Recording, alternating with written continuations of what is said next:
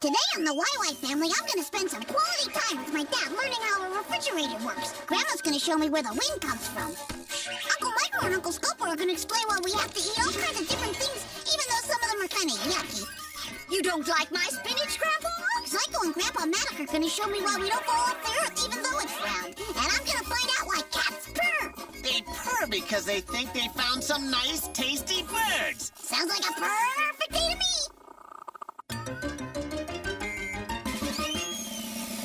Come along with me and meet the smartest family in all the town.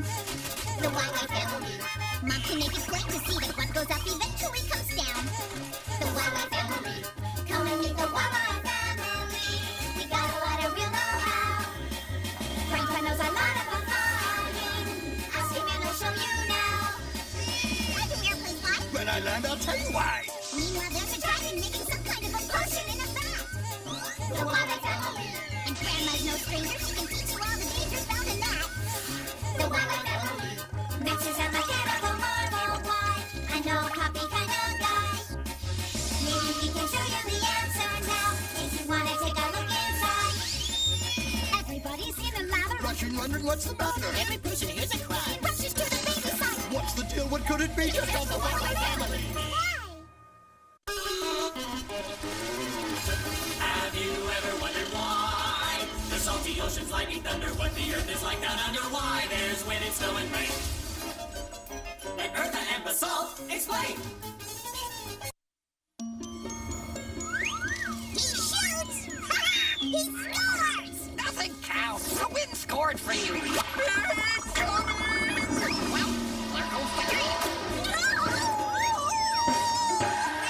Are you all right? Oh, I'm fine. Oh, but that was some wind. Grandma, where does the wind come from? You see, Victor, what we call wind is simply the movement of the air. Some air is hot, some air is cold. Now, when the temperature of the air changes, that causes the air to shift.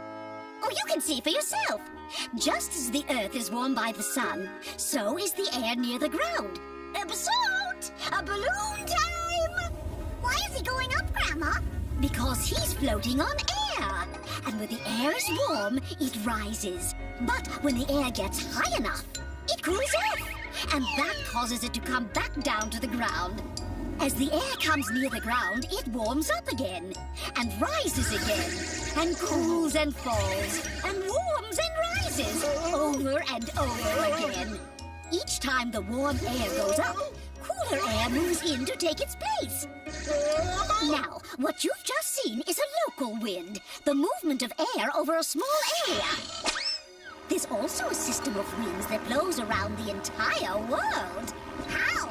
Now, imagine for a moment that the Earth doesn't move. And for now, let's just consider the half above the equator, the imaginary line that marks the middle of the Earth. The North Pole is very cold. The equator is very warm. The equator's hot air rises and moves up toward the North Pole.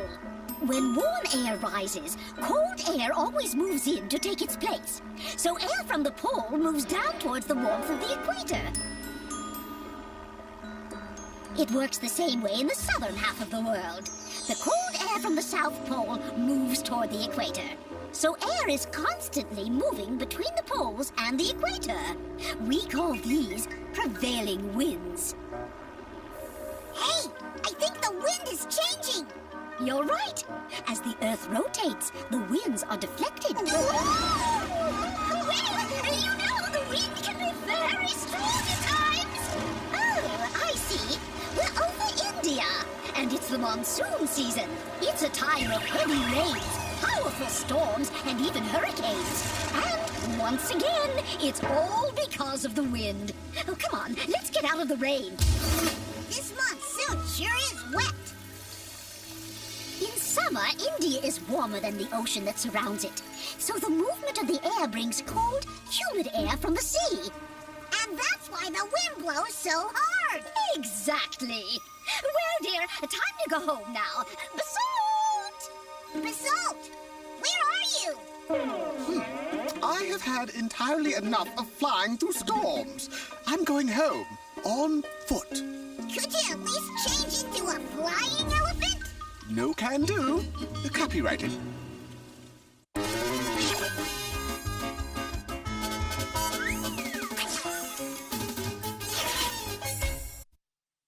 How does it do this? How does it do that? Max is the one with the electronic knack. Machines are his thing, so don't go berserk. That's on their job.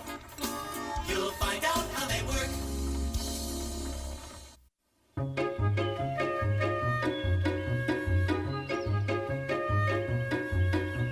Let's see. Do I have everything? I've got ice, soft drinks. Victor? Victor? Victor, it's time to go. Look, Dad! I found the perfect way to cool off! Don't do that, Victor. You'll let all the cold air out. Yeah, that's the idea! I want to cool down this hot weather. It would take a refrigerator as big as the entire country to cool down this heat wave, Victor. That's too bad. How does a refrigerator work, Dad? Well, let's go find out. Hi there. Is it all right if I show my son how the refrigerator works? Yep, no problem. Afterwards, you want to show me how it works, too? Basically, a refrigerator is a box where heat is removed. This refrigerator is a lot bigger than the one we have at home. Sure, grocery stores need to keep more things cold, but it works the same way as ours. So where do you put the ice cubes to make it cold in there? They haven't used ice to keep refrigerators cold in years, son. These days we keep them cool with Freon. Freon? That sounds like neon. You know, the stuff that makes neon lights light up. By an odd coincidence, I just happen to have some with me. I'm Freon. I'm a refrigerating liquid. I also can become a gas like neon, but I don't make light. Let's begin our visit. The Freon runs through this coiled tubing here, which is called the evaporator. It's there that the Freon is changed into a gas and absorbs the heat from the air. And that cools off the refrigerator? Right! I'm the evaporator. I compress the Freon, but it's nothing personal. Hi guys, it's me again. I'm liquid, but not for long. Let's follow it! Sure! Oh, it'll be cool! Here we go! This is like a roller coaster! Really cold roller coaster! Next up, the compressor! Oh, this is a great ride! Yeah! But I feel kind of squished. You're supposed to. That's what the compressor does. You see, I work better when I'm compressed. Now follow me. Hey, it's getting hotter in here! Right! We're in the condenser at the back of the refrigerator. This is where the Freon gets rid of all the heat it's taken from inside the fridge. Now that the Freon has done its job of removing the heat, it needs to become a gas again. I know! The Freon goes back here to the evaporator. Right! And then the cycle starts all over again. Hurry up, Dad! I know there's some ice cream in our refrigerator.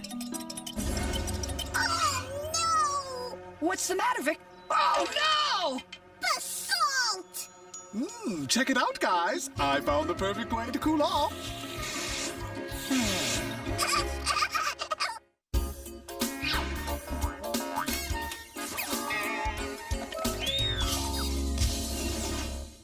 Who has all the answers about the sun and moon and stars? That would be Zygo and Magic. Who can tell us all about the atmosphere and Mars? That would be Zygo and Magic. Pick a spot in outer space, they've been all around the place. Zygo and Magic, here they come. Zygo, I found the pictures from our first expedition to the South Pole. You look funny, Zygo. Yeah, well, I found out later one of the penguins lifted my wristwatch. Here's where we were, Victor, all the way at the bottom of the world. Wow. Hey, weren't you worried about falling off? Not at all. You see, there's a force called gravity that keeps everything on the Earth's surface. Because of gravity, everything on the Earth's surface is pulled toward the center of the Earth. That's why if you throw something up, it comes back down. And if I jump up, I come back down too. You betcha! So, let's go see the gravity. Well, We can't see gravity. It's not a thing or a place. But we know that this force exists because we can see its effects. Imagine if there were no gravity. That's some imagination you have, Victor. Everything would float? That's right. Everything, including the Earth's atmosphere and water, would drift off into space. And then nothing could live on Earth. Boy, it sure is a good thing we have gravity. So, there's no gravity anywhere in space? Well, every star and every planet has its own gravity. Oh, I want to see!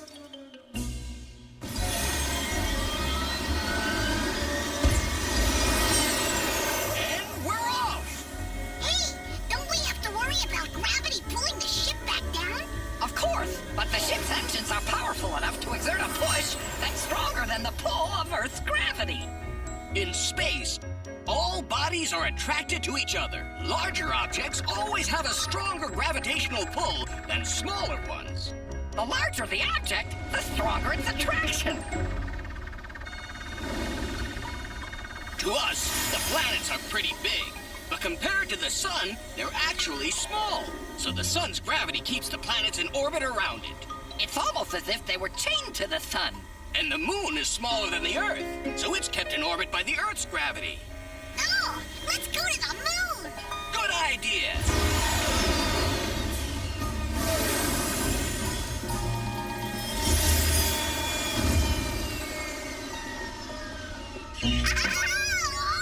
This is almost like flying! On the moon, you weigh 1/6 what you weigh on Earth, so you can jump 6 times as high.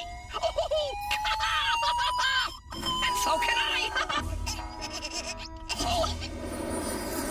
Prepare for re-entry. Oh boy! Minor engine malfunction. We'll land all right, but it's gonna be some ride.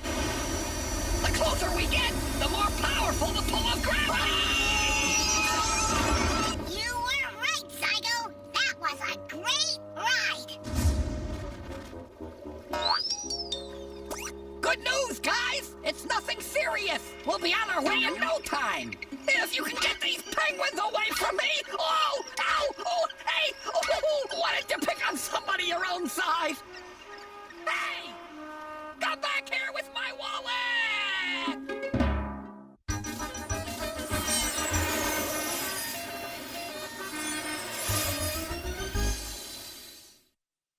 Your posse must be like this. With these two guys you can't miss. You wonder what's inside you. These are just the guys that guide you. Come on, let's go. Let's go, let's go. These guys are in the know. Microwaves go.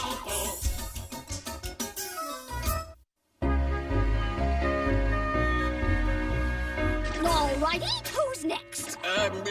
None for me, thank you. You don't like my spinach, Grandpa? It's not that, dear. I just want to save plenty of room for dessert. Now, how's Victor supposed to learn about a balanced diet if you don't set a good example by eating your spinach? What's a balanced diet? A balanced diet is what your body needs to function properly. That means you should eat a little bit of everything. That's right. Our body gets the things it needs from a lot of different foods, including spinach. We're all ready, Uncle Scopo. Oh, good. Ready for what? Ready for you to be our guinea pig. Fred, I don't know if I'm qualified. In food, your body finds the various things it needs to work properly. Is that me? Oops, wrong setting. For example, water. Did you know that our body is about 2/3 water? Ouch! We must constantly renew the water in our bodies. Oh, yeah, I remember. You taught me we have to drink plenty of fluids. Correcto. But we also get water from fruits and vegetables. I'm having a nice bite of water. We also need dairy products like milk or cheese. They contain calcium, which makes our bones and teeth strong.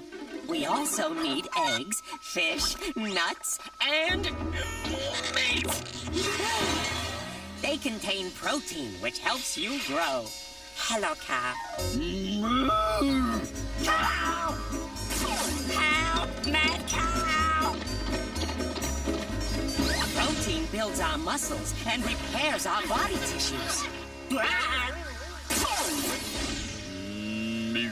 And now then, here we have carbohydrates. Rice, potatoes, bread, cereals, pasta. They give our body energy.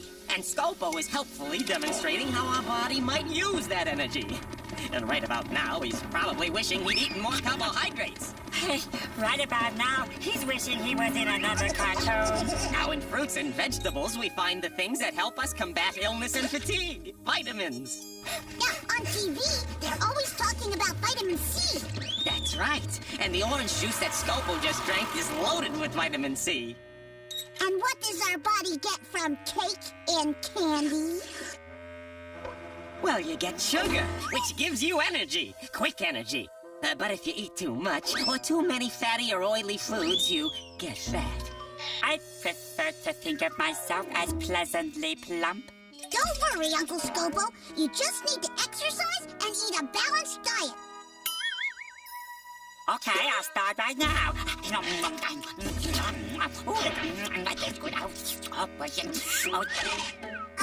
A balanced diet means a little bit of everything.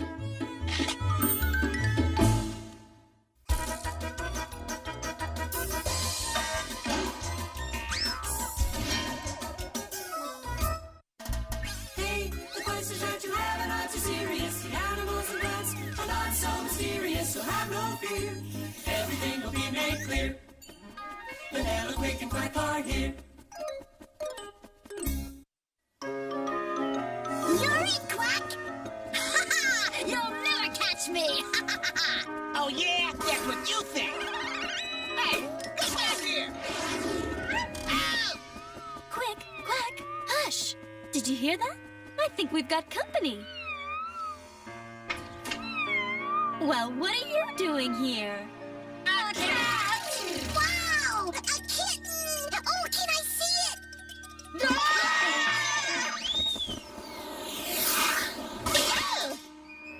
What's that noise it's making?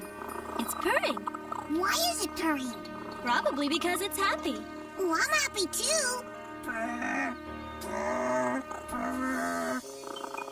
Unfortunately, Victor, you can't purr. Why not? Because you don't have the same vocal cords as a cat. Oh, I didn't know I had vocal cords at all. All mammals have vocal cords.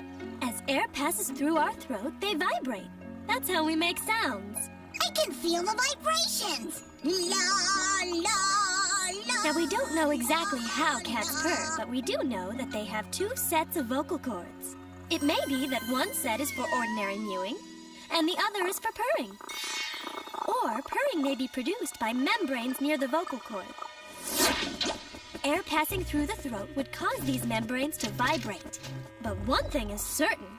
This little kitten is hungry. I'll be right back with a bowl of milk. Quick, Quack, do you know why cats purr? Oh, sure. They purr because they think they found some nice, tasty birds. Now, quick! Take that, beast of prey! Stop it now! Good one. He's just a kitten. He won't hurt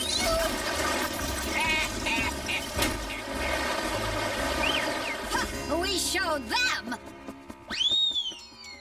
Everything okay? Oh, yeah, sure, Mom, absolutely. And you know, this is sure one happy cat. You should have heard him purring when I picked him up. Cats don't only purr when they're happy. Sometimes a cat purrs for other reasons, to attract attention or to ask you to pet it. Kittens purr to their moms, but adult cats never purr to each other, only to humans. In fact, adult cats behave toward humans as if they were their mothers. Apparently, some birds do too. Why do you think he's purring now? Cats sometimes purr when they're hungry. And believe it or not, sometimes they purr when they're hurt, although that has a harsher sound. What about lions and tigers? Well, they are members of the cat family, but their throats are different from our little friends here. So they can't purr. The only large felines who purr like house cats are lynxes and ocelots. Henry? Coming, Mother. There you are. Drop in any time. Now let's say goodbye to our new friends. We have to get back to the greenhouse. You know, I'm gonna miss those cats. What happened in here? Oh, that! Oh, well, you see, Mom, remember that time you explained the food chain? Well, I think maybe Quick and Quack were paying attention for once. So when they saw the kitten, it triggered some sort of archetypal race memory, and they decided